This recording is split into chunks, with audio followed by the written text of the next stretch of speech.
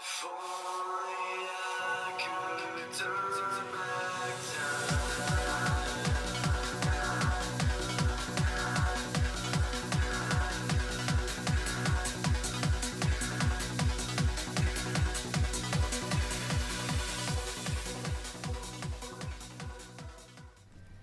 Hello and welcome, adventurers, to a Final Fantasy XIV Heavensward-BARD video guide, patch 3.4.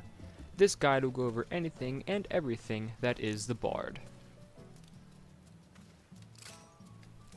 In this video, I will be going over the Bard's entire skill set, my personal opener and rotation, and some general tips and tricks, all while singing a pretty little tune. My name is Rayara Daruvan, and I will be your instructor for today's demonstration. Let me first just say that this is not in any way the only way to play Bard. Also, this guide is not meant to dissuade you from using any rotation that you are already comfortable with. However, following this guide has helped to significantly improve my own DPS, and I hope that it can do the same for you and any other upcoming Bards. I give credit for this guide to Wolflo Yukio, both a friend of mine and an outstanding Bard. While he developed both a casual and a advanced rotation, I will be demonstrating the advanced version, since this is intended for the more serious Bards out there. You can find Wolflo's Twitch account at Wolflo256. He's got a couple videos over there, so go check him out. And with that, let us begin. This video will have several different sections pertaining to several different topics. If you would like to skip to a certain section or see a different one, check the description below for time markers. Weapon skills are the abilities that will activate the global cooldown, or GCD as I'll reference it, meaning that when one weapon skill is used, all of the others immediately go on cooldown, short though it is. These will be the foundation of your rotation, and will be in use constantly.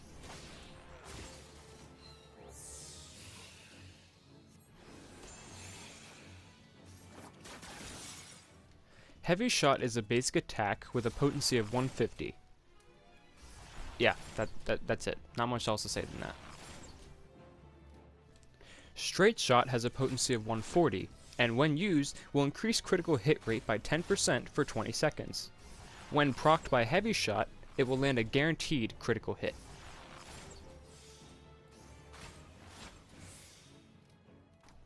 Venomous Bite is an attack with a potency of 100 and applies a damage over time debuff, or DOT, to the target with a potency of 40 that will tick over the course of 18 seconds.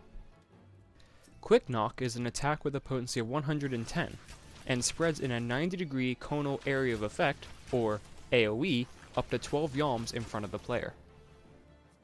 Wind Bite has an attack potency of 60 and is similar to Venomous Bite as it applies a dot debuff to the target with a potency of 50 over 18 seconds. Wide Volley is an attack with a potency of 110 and is similar to Quick Knock as it's an AoE, but this time can hit on and around the target, therefore it can be used a little farther away. Now, people often get into debates about whether to use Quick Knock or Wide Volley in AoE situations, but here's how me and Wolflo worked it out. If you have no problem positioning yourself for conals, or you're just struggling to maintain TP, use Quick Knock. If you do have a problem positioning, but you have no trouble keeping TP, use Wide Volley. Imperial Arrow is an attack with a potency of 220, however it can only be used under the effect of Wanderer's Minuet.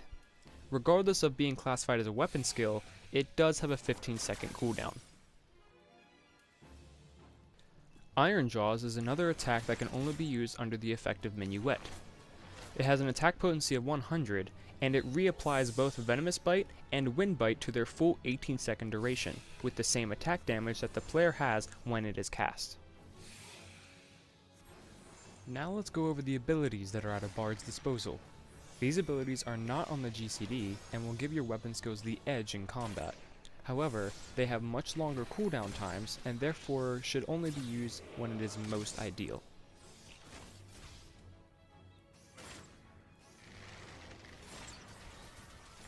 Raging Strikes is an ability that will increase all damage dealt by 20% for 20 seconds, and sits on a cooldown time of 2 minutes.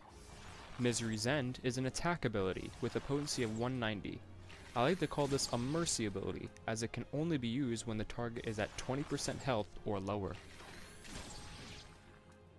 Shadowbind is an ability that will bind the target in place for 10 seconds. It doesn't do damage and most enemies are immune, so it's not really good outside of PvP. Bloodletter is an attack ability with a potency of 150 on a 15-second maximum cooldown. Why do I say maximum? Because each critical tick of Venomous Bite and Wind Bite have a 50% chance to reset the Bloodletter cooldown. This is another reason to always keep dots up on the target and to keep crit rate high.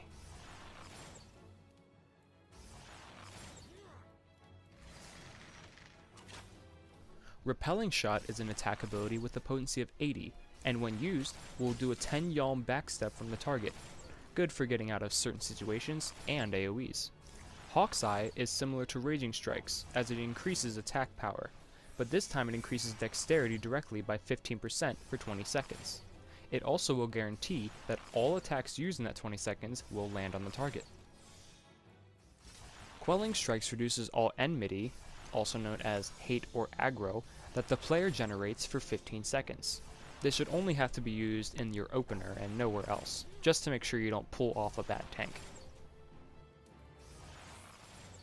Barrage is a skill that will multiply the number of times that the next weapon skill will hit the target by 3, with a couple rules. The skill has to be used within 10 seconds of activation, and none of those 3 hits can crit.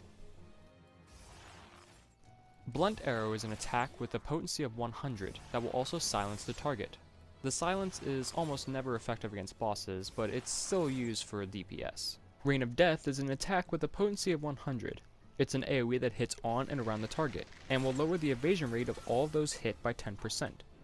This shares a recast timer with Bloodletter, so use Bloodletter in single target situations and Rain of Death in AoEs. Flaming Arrow is a dot that is placed on the ground by the player. It has a potency of 40 and will tick on all targets within that area for 30 seconds. Sidewinder is a special attack ability as its potency is dependent on how many dots are on the target, minus Flaming Arrow. If no dots are on the target, the potency is 100. If one dot is on the target, it jumps to 175. And if both dots are on the target, it jumps to 260. It sits on a 60-second cooldown, so it should be used every time it's available, as long as both the dots are on the target. Songs are what make the Bard unique and important in Final Fantasy XIV. They are supportive buffs that the Bard places on themselves as well as their surrounding party members and or enemies. Most of these songs will drain MP and will lower the player's attack power, but when wielded effectively, they make the Bard a must-have for any raid group. First we'll state the 3 main songs that drain MP. First up is Mage's Ballad. This song gives the party a steady MP regeneration while draining your own MP and lowering your attack damage by 10%. This song is most often requested from healers that are doing a lot of heavy healing and or raising.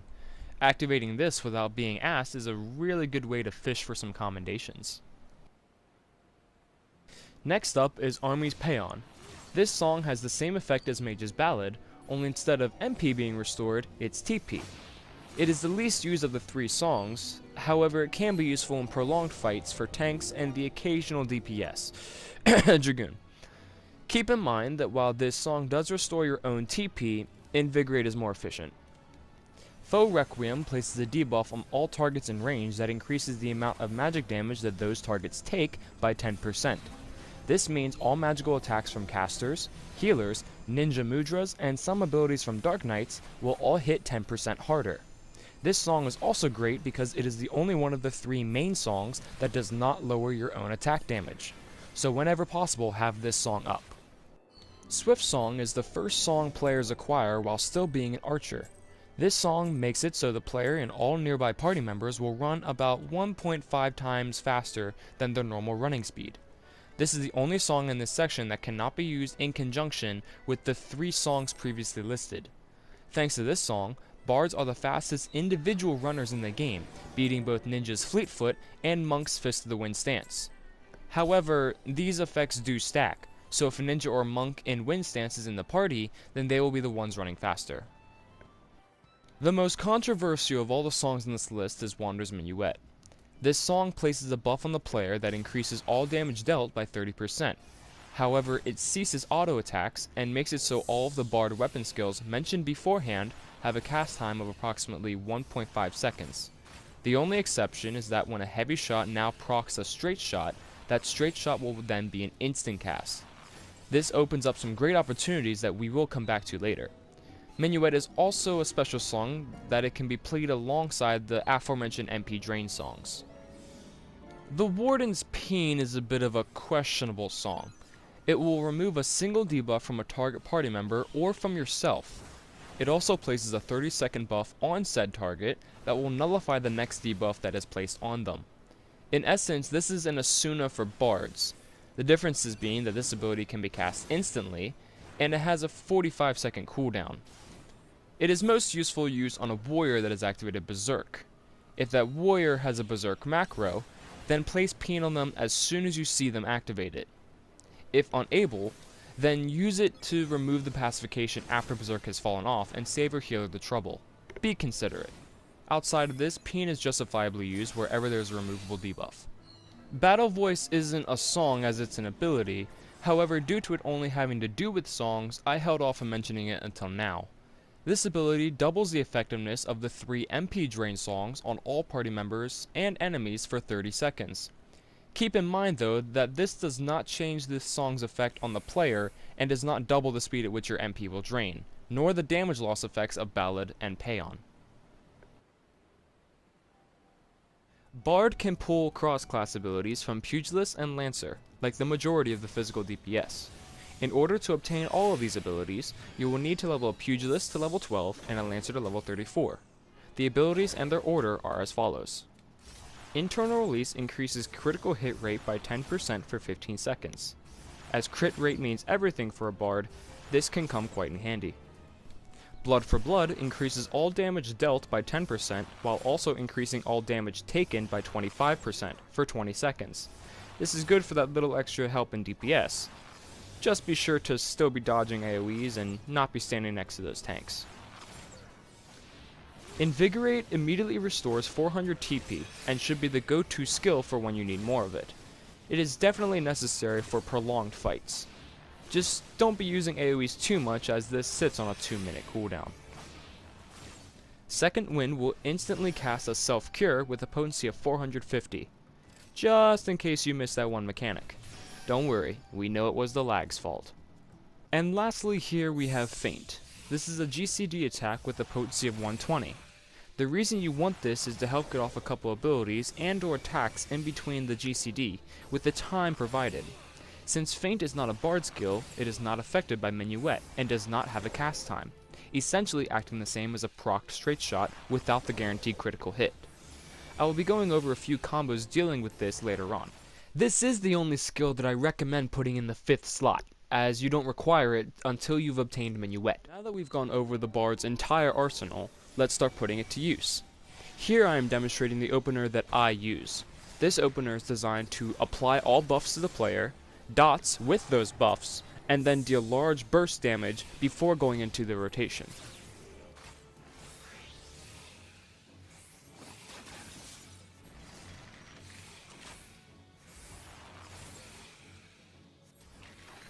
Before going in too deep, there is one crucial detail to go over.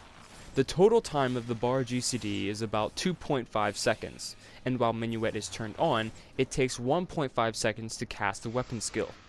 All abilities have an animation of about 0.75 seconds. What this means is that while Minuet is active, only one ability can be activated between weapon skills without losing uptime on the GCD. But when it is turned off and or a proc straight shot or feint is cast, 2 abilities can be used between the GCD. Because of this fact, our opener will begin with Minuet turned off. The first actions you will take will be before the boss is pulled. Start by casting Faux Requiem about 5 seconds before the boss is pulled. If the tank bothers to use a countdown, then this will be simple to judge. After that, use the abilities Hawk's Eye, Blood for Blood, Raging Strikes, and then Quelling Strikes in that order. This will line up well with the buff times of all the abilities and now has you buffed and ready to do some damage.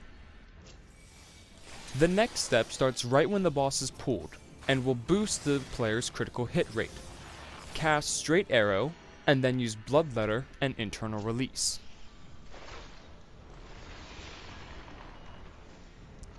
If you have the capability and are willing to use potions, the alternate way to accomplish this step is to use Bloodletter first, then Straight Arrow, Potion, and then Internal Release.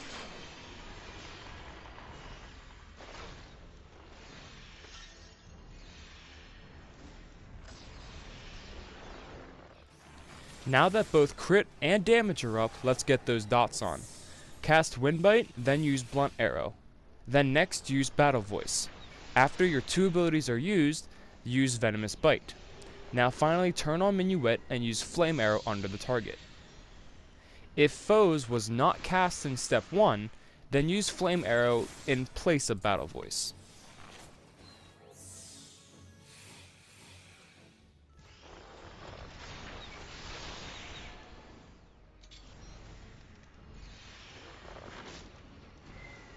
Now it's time for damage. Cast Heavy Shot and immediately follow with Sidewinder. Feint into Barrage and Imperial Arrow. If Straight Shot was procced by Heavy Shot previously, use that in place of Feint. At this point, your damage buff should be about 2 to 3 seconds left on their timers, so cast Iron Jaws so your dots keep those buffs for the next 18 seconds. As a general rule of thumb, cast Iron Jaws when any of your ability buffs are around that 2 to 3 second area. At this point, the opener is pretty much over and leads into the rotation. Well, I say rotation, however Bard doesn't have as much rotation as it does a priority list. Always use this skill before using that skill, etc. The priority list goes like this. Buffs above all else in between the GCD. Iron Jaws when either buffs or dots are about to fall off. Bloodletter, Bloodletter, and Bloodletter. Sidewinder. Misery's End at the 20% mark. Straight Shot if the buff is about to fall off or if it is procced. Imperial Arrow, this includes Barrage. Flaming Arrow and Blunt Arrow. Repelling Shot. And Heavy Shot when none of the above skills are available. Now, I know that list may sound complicated, however, it really just boils down to reapplying buffs when they're going to fall off, Bloodletter whenever possible, and when nothing is available, use Heavy Shot. Now here's some tips and tricks to help fine-tune your Bard skills. First off, always use Barrage with Imperial Arrow, as it is your most powerful weapon skill and it is the hardest hitting single attack at a Bard's disposal.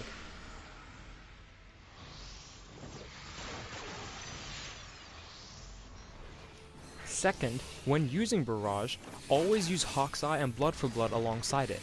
Hawk's Eye and Barrage have a 90-second recast timer. Blood for Blood has 80 seconds. This means that the abilities should always be lined up with each other. It's worth it to wait the extra 10 seconds for Blood, so don't use it immediately. Something else to keep in mind is that dots tick off every 3 seconds. This means that Bloodletter has a minimum 3-second window before another one has a chance to pop. If it does pop and the GCD has not started yet, then you could use Feint to get it off quickly. Now I'd like to talk about movement. A lot of players don't like the fact that Minuet removes a lot of the Bard's mobility, which was what made it great in A Realm Reborn. However, this isn't as large of a problem as people believe, since there are a lot of abilities that can be used off the global cooldown.